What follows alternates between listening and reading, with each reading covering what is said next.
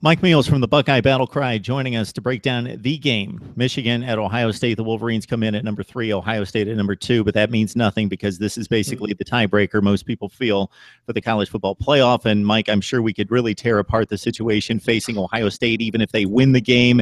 And should they be in, should they be out, depending on what happens with Penn State and possibly Wisconsin. So looking at special teams, though, Tyler Durbin, one of the few kickers in the nation who's perfect.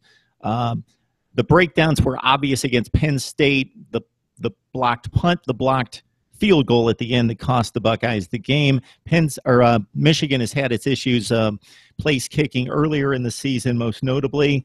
Your thoughts about special teams? Of course, Dontre Wilson's going to be back this week, but he was taken out of the role a few weeks ago because just was not reliable handling the football. I don't really think Wilson's going to get much playing time as punt returner. I think Urban's kind of, realized that that's going to be a problem, and he started moving people around. Paris Campbell is going to be big. He's going to have to, do well on kickoff returns. I think the key to the special teams game this week is we're going to have to go back to basically how it was when Tressel was in Columbus.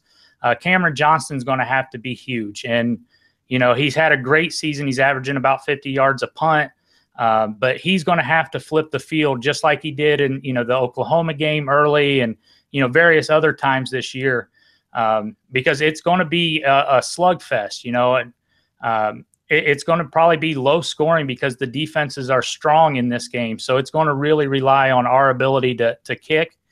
On the flip side, Urban Meyer's always had a reputation for being really good at coaching up teams that can go after kickers.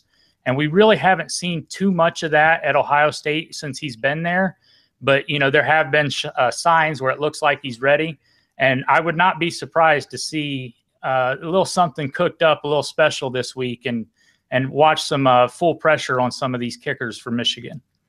Yeah, like you say, Johnston has been outstanding. He's on the Ray Guy watch list. Jabril Peppers, could we possibly make it through a preview without mentioning this guy? A Heisman candidate, can pretty much play any position. So Curtis Samuel's the guy for Ohio State that you run him around anywhere on the field, the slot, the wide out, the running back position. He can do it all on offense. This guy can do it pretty much across the board on both sides of the football. He's a special athlete.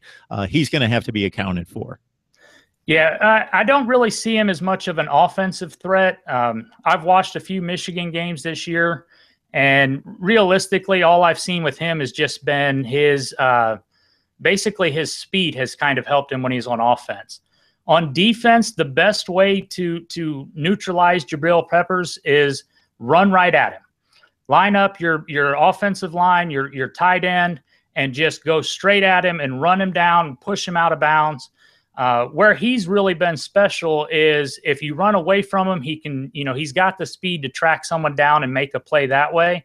But if you have, our offensive line, pull Elfin out there, pull, Price out there, somebody that can actually go out and get him out of the way, I think they'll actually be able to neutralize him.